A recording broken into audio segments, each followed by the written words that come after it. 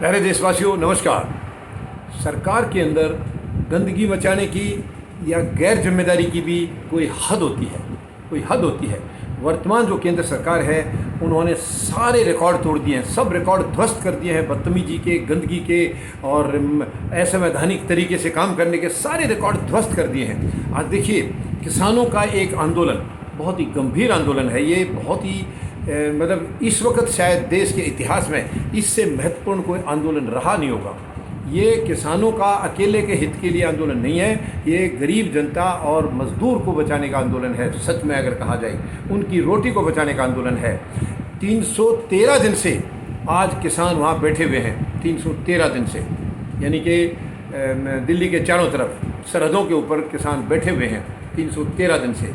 और सरकार इनकी इतनी निकम्मी मानसिकता है, इतनी घटिया हरकत है, गैर जिम्मेदाराना हरकत है, ज़रा सी भी परवाह नहीं कर रहे हैं। वो कोई आवारा नहीं है, इधर उधर घूमते हुए सड़क पर लाचार आदमी नहीं है, वो देश के पालनहार हैं, देश को अन्न पैदा करके खिला रहे हैं वो। और उस अन्न को पैदा करने में उन्हें कितनी गंभीर समस्या का सामना करना पड़ता है, कितने कैसे कष्ट का सामना करना पड़ता है, ये शायद सोचना भी हमारे लिए बहुत ही मुश्किल का काम होगा। कैसे हालातों से किसान गुजरता है और सबका पेट भरने के लिए कई बार वो खुद भूखा सो जाता है। लेकिन इस गैर संवैधानिक और निकम्मी सरकार ने इन्होंने सारी हदें पार कर दी हैं। ज़रा सी भी इनको शर्म नहीं आ रही है। ये उग्रवादी नहीं हैं, ये किसान हैं देश के, और चारों तरफ बैठे हैं। और इतना ख़तरनाक समय इन्होंने यहाँ पर झेला है, कड़ाके की ठंड, कड़ाके की गर्मी और कड़ाके की बारिश, ज़बरदस्त बारिश झेली है। हमने किसानों के अंदर रात बिताई हैं और रात बिताने के दौरान उनका देखा है हालात कि किन हालातों से वो गुजर रहे हैं, किन हालातों में वो जी रहे हैं। लेकिन सरकार इतनी गैर जिम्मेदार है, वो कोई उनको ज़रा सी भी चिंता नहीं है। इनसे तो वो जो जिनके हम गुलाम थे वो इनसे लाख दर्जे ठीक थे। काफ़ी हद तक उनके अंदर इंसानियत थी, इनमें तो इंसानियत नाम की चीज़ नहीं है, बिल्कुल ख़त्म हो गई है इंसानियत। 140 करोड़ लोगों की दुश्मन है ये सरकार, इसे तुरंत जाना होगा। अब कोई वजह नहीं है सरकार को रखने की। जितने दिन ये सरकार रहेगी उतने दिन ये खून खराबा कराती रहेगी, दुश्मनों की तरह बर्ताव करती रहेगी। बहुत ही दुखद है ये, बहुत ही दुखद है। ऐसी सरकार 74 साल में इस देश को मिलना, ये बहुत ही हमारे लिए दुर्भाग्यपूर्ण स्थिति है। ऐसा कभी नहीं सोचा था इस देश ने कि इस किस्म की घटिया सरकार भी मिलेगी। क्योंकि जब अंग्रेज़ों के चंगुल से हमारा पीछा छूटा था, हमारे महान शहीद अपनी शहीदियाँ दे करके अंग्रेज़ों को यहाँ से भगा गए थे, उसके बाद ये विश्वास किया जा रहा था, ऐसा माना जा रहा था कि अब देश में स्वर्ग आ जाएगा, क्योंकि देश में अपनी सरकार होगी, अपने लोगों की सरकार होगी। अब हमारे सारे सुख साधन सब संपन्न होंगे, सारी चीज़ों का हमें मतलब अपने घर में बैठे सब सुविधाएं मिलेंगी, हम शांति से काम करेंगे, जो भी रोज़गार होगा वो शांतिपूर्ण तरीके से करेंगे, क्योंकि हमारी अपनी सरकार होगी, हमारे अपने देश की सरकार होगी। लेकिन देशवासियों का वो सपना केवल सपना ही रह गया। 74 साल से ये पीड़ा झेलते झेलते अब आखिर में 7.25 साल से जो दर्द झेल रहा है देश, ये कभी भी ये ऐसी यातना कभी नहीं झेली थी, कभी ऐसी यातना देश ने नहीं झेली थी।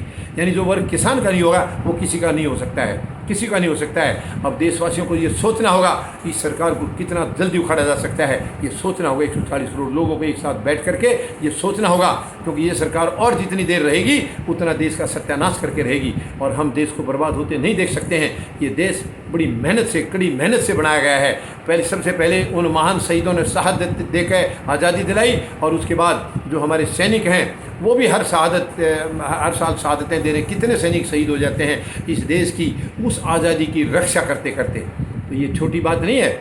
वो महान शहीद जो आज़ादी दिला गए और वो महान शहीद जो आज़ादी की रक्षा कर रहे हैं, लेकिन ये ना उनके लिए कदर है इनके दिल में और ना ही इन सैनिकों के लिए है। ये बहुत ही दुर्भाग्यपूर्ण है, ये बहुत ही दुखद स्थिति है। इस वक्त बहुत ही गलत हालात से, बहुत ही कमज़ोर हालात से देश गुजर रहा है, और इनकी बड़ी बड़ी तारीफ़ें होंगी कि देश बहुत मजबूत हाथों में। शर्म की बात है ऐसे कहने वालों के लिए, जो इनको मजबूत बताते हैं तो कमज़ोर क्या होगा। अगर ये मजबूत हाथ हैं तो कमज़ोर हाथ कभी किसी को मिलेंगे ही नहीं। इनसे ज़्यादा कमज़ोर हाथ कभी देश ने देखे नहीं हैं, इनसे ज़्यादा मतलबी सरकार, इनसे ज़्यादा तानाशाही कभी नहीं देखा है। ये वो प्रधानमंत्री हैं जो दिन रात कई बार रूप बदलते हैं, कई बार अपना रूप बदलते हैं। बहरूपियाँ ही ये, इनकी बातें एक मिनट में बदलती हैं। शर्म की बात है कि ऐसी मानसिकता का व्यक्ति हमारा प्रधानमंत्री है, देश की सरकार का मुखिया है। ये हमारे लिए शर्म की और डूब मरने की बात है। विदेशों में क्या हमारी साख है वो सब जानते हैं। ये सोच रहे हैं इनका डंका बज रहा है, लेकिन नहीं, वहाँ बदनामी का डंका बज रहा है। भारत की बदनामी हो रही है वहाँ पर। भारत की मानसिकता जो ये सरकार की है उसकी बदनामी हो रही है। ये हमारे लिए बहुत दुखद बात है। 140 करोड़ लोगों से मैं निवेदन करूँगा फौजी जनता पार्टी की तरफ से, प्लीज़ आप सब आइए, आप सब इकट्ठे होइए, इस सरकार को उखाड़ेंगे और एक नई संवैधानिक सरकार का गठन करेंगे जो कि ईवीएम से नहीं बल्कि बैलेट पेपर से चुनी होगी और जिसमें गरीब, मजदूर, जवान और किसान सच्चे जनप्रतिनिधि के तौर पर चुन कर जाएंगे। वो इस देश की जनता का ख्याल रखेंगे, सबके हितों की रक्षा करेंगे और भारतवर्ष को दुनिया में नंबर 1 बनाएंगे, विश्व शक्ति के रूप में भारत को विकसित करेंगे। धन्यवाद। जय जवान, जय किसान, जय हिंद।